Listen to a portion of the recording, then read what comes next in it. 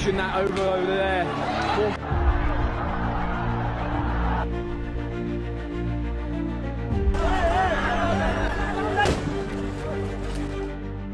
आज हम बात करने जा रहे हैं नेपाल की एक ऐसी प्रोटेस्ट के बारे में जो सिर्फ सोशल मीडिया बंद होने की वजह से नहीं है। नेपाल की यूथ अपने सपनों और हक के लिए सड़कों पर उतर आई है और उनका सिर्फ एक ही मोटिव है, करप्ट और अनफेयर सिस्टम को बदलना।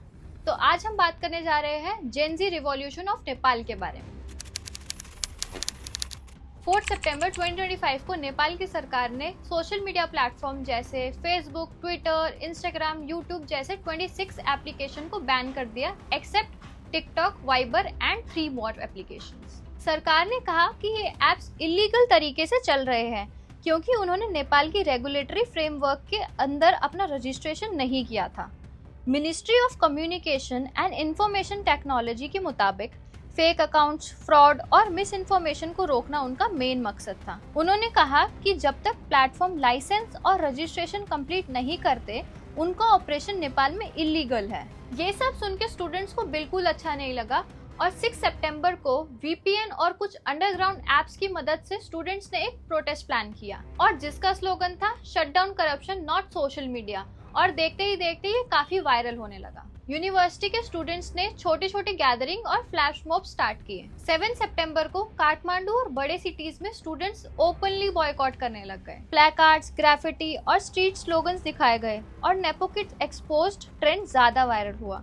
पुलिस ने पहले दिन में ही छोटी मोटी क्लैशेस किए लेकिन क्राउड और बड़ा होता गया और फिर 8 सितंबर को शुरू हुआ द जेन ज़ी प्रोटेस्ट, जिसमें tens of thousands youth and students Kathmandu और मेजर सिटीज की रोड्स पर निकल आए और पार्लियामेंट के सामने आ गए। उन्हें रोकने के लिए पुलिस ने tear gas, water cannons, rubber bullets और कई लाइव एम्यूनेशन भी यूज किए। Due to this 19 students were killed and 300 plus injured. इसके बाद प्रोटेस्ट वायलेंट हो गया। सरकारी ऑफिसेज और पॉलिटिशियंस के घर भी टारगेट हुए। लेकिन जैसा कि हमें हर तरफ दिखाया जा रहा है कि ये प्रोटेस्ट सोशल मीडिया बैन होने की वजह से है, क्या सही में ये सच्चाई है या सच्चाई कुछ और है? इसे जानने के लिए हमें समय में थोड़ा पीछे जाना पड़ेगा। नेपाल के स्टूडेंट्स और यूथ का करप्शन और नेपोटिज्म के खिलाफ संघर्ष का काफी लंबा इतिहास रहा है। 1950 से नेपाल के स्टूडेंट यूनियंस और यूथ मूवमेंट हमेशा पॉलिटिकल चेंज के कैटलिस्ट रहे हैं। राणा रेजिम के खिलाफ लड़ाई में भी स्टूडेंट्स ने बड़ा रोल प्ले किया था। फिर 1990 जन आंदोलन, स्टूडेंट्स और यूथ ने मोनार्की के खिलाफ डेमोक्रेसी के लिए स्ट्रीट प्रोटेस्ट किए। ये एक बड़ी यूथ ड्रिवन रेवोल्यूशन थी। फिर 2006 जन आंदोलन सेकंड में फिर से स्टूडेंट्स और सिविल सोसाइटी ने मोनार्की खत्म करने और रिपब्लिक ऑफ नेपाल बनाने में फ्रंट लाइन रोल प्ले किया। फिर 2015 में फेडरल रिपब्लिक बनने के बाद भी करप्शन, अनएम्प्लॉयमेंट और पॉलिटिकल इंस्टेबिलिटी बनी रही। जेन ज़ी जो अब डिजिटल एरा में ग्रो हुए, उन्होंने नेपोटिज्म और नेताओं के बच्चों के लिए स्पेशल प्रिविलेजेस के अगेंस्ट सोशल मीडिया पर आवाज उठाई। फिर 2020 टिकटॉक सोशल मीडिया प्रोटेस्ट में स्टूडेंट ने ऑनलाइन ही करप्शन एक्सपोज करना शुरू किया। नेपो किड्स ट्रेंड जो कि 2025 प्रोटेस्ट का हिस्सा भी है, ऑलरेडी 2023 और 24 में वायरल हुआ था, जिसमें पॉलिटिशियंस के बच्चों का लेविश लाइफस्टाइल दिखाया गया था। फिर अब 8 सितंबर 2025 को प्रोटेस्ट का ट्रिगर था सोशल मीडिया बैन, जिससे यूथ ने सेंसरशिप और हक के खिलाफ एक अटैक समझा। उन्होंने कहा shut down corruption not social media.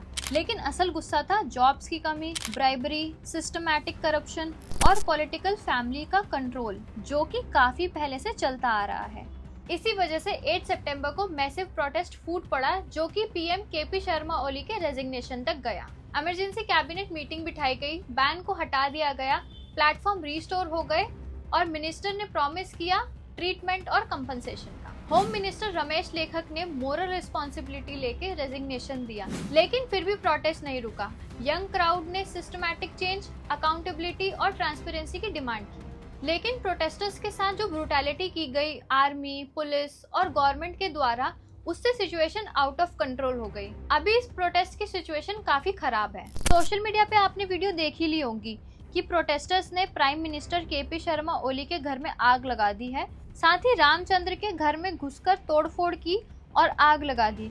और तो और उन्होंने ऑपोजिशन लीडर्स को भी नहीं छोड़ा, शेर बहादुर और पुष्पा कमल का घर भी जला दिया। पार्लियामेंट, गवर्नमेंट ऑफिसेज और साथ ही गवर्नमेंट ऑफिशियल्स को जो घर अलॉट हुए थे उनमें भी आग लगा दी गई और पब्लिक प्रॉपर्टी भी काफी डैमेज हुई है।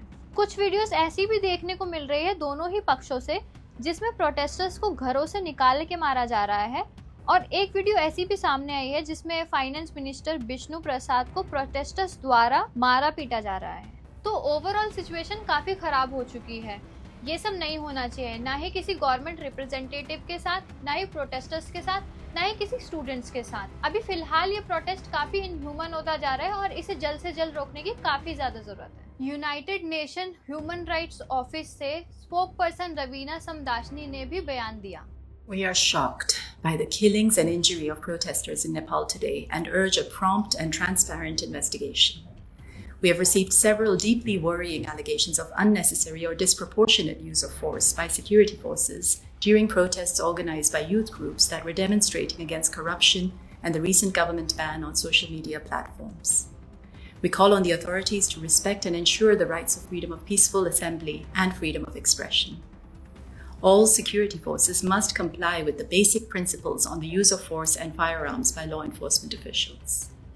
Nepal enjoys a lively democracy and active civic space, and dialogue is the best means to address young people's concerns. We urge reconsideration of measures to regulate social media to ensure that they comply with Nepal's human rights obligations. तो Gen Z protest के बारे में तो हम जान गए, लेकिन इन सब में एक नाम सामने आ रहा है जो जेनजी प्रोटेस्ट का एक मेन हिस्सा है और जेनजी प्रोटेस्टर्स उसे अपना रोल मॉडल मानते हैं। बलेंद्र शाह उर्फ बलेन एक इंडिपेंडेंट लीडर और काठमांडू के पॉपुलर मेयर है। उनका एंटी करप्शन स्टैंड और नो नॉनसेंस एटीट्यूड ने उन्हें यूथ का हीरो बना दिया। जेनजी को लगा कि फाइनली एक ऐसा लीडर है जो सिस्टम से बाहर आया और ऑनेस्टली आवाज उठाता है। प्रोटेस्ट के दौरान यूथ ने नेपो किड्स को एक्सपोज किया और उन्हें नेपो किड्स से काफी नफरत भी है, जबकि बलेन खुद एक आउटसाइडर है, ना किसी बड़ी पॉलिटिकल फैमिली का हिस्सा, ना ही ट्रेडिशनल नेता। इसी वजह से जेनजी ने उन्हें अपना सच्चा रिप्रेजेंटेटिव माना है। बलेन ओपनली सरकार के अगेंस्ट बोले कि बैन लगा के आवाज नहीं रोकी जा सकती और उन्होंने करप्शन और सिस्टमिक फेलियर को मेन इशू हाईलाइट किया। इस वजह से उनकी पॉपुलैरिटी और ज्यादा बढ़ गई प्रोटेस्टर्स के बीच। एजुकेशन रिफॉर्म्स, जॉब क्रिएट करना और यूथ को पॉलिटिकल सिस्टम में इन्वॉल्व करना बलेन का कोर एजेंडा है। जेनजी के लिए सेफ स्पेस और अपॉर्चुनिटीज देना सबसे बड़ा प्रॉमिस है और ट्रेडिशनल पॉलिटिकल फैमिलीज का डोमिनेंस तोड़ना, लोकल गवर्नेंस और पीपल फर्स्ट पॉलिसीज लाना और साथ ही इंटरनेशनली नेपाल को मॉडर्न और स्टेबल डेमोक्रेसी बनाने का विजन। प्रोटेस्ट के बाद यूथ ओपनली बोल रहा है कि वो बलेन को अपना पीएम बनाना चाहते हैं और उन्होंने भी खुद हिंट दिया है कि वो अब सिर्फ काठमांडू तक लिमिटेड नहीं रहेंगे। बलेन का मेन फोकस है ट्रांसपेरेंसी, अकाउंटेबिलिटी और डिजिटल गवर्नेंस और उनके सपोर्टर्स कहते हैं कि वो करप्ट लीडर्स के एसेट सीज करेंगे। बलेंद्र शाह ने जेनजी प्रोटेस्ट को आवाज दी, उनके सेंटिमेंट्स को एको किया और एक क्लीन लीडर के रूप में सामने आए। अब उनका नेक्स्ट स्टेप होगा नेशनल पॉलिटिक्स में आना, करप्शन को चैलेंज करना और जेनजी की एक्सपेक्टेशंस पे खरा उतरना। 9 सितंबर को पीएम केपी शर्मा ओली ने रिजाइन दिया, बैन रिपील हुआ, कर्फ्यू इम्पोज हुआ और एयरपोर्ट को शट डाउन कर दिया गया। लेकिन ये मूवमेंट अभी खत्म नहीं हुआ। जेनजीज की डिमांड अभी भी जिंदा है, for justice, for new leader, for overhaul of governance. ये था नेपाल का जेनजी रेवोल्यूशन। सोशल मीडिया से इग्नाइट हुआ, करप्शन को एक्सपोज करता हुआ और एक नए पॉलिटिकल एरा की डिमांड करता हुआ। जिन लोगों की इस प्रोटेस्ट के दौरान जान गई, उनके सेक्रीफाइस को याद रखा जाएगा और हमें ये सोचना है कि क्या ये सिर्फ नेपाल की स्टोरी है या फिर हमारे फ्यूचर की भी।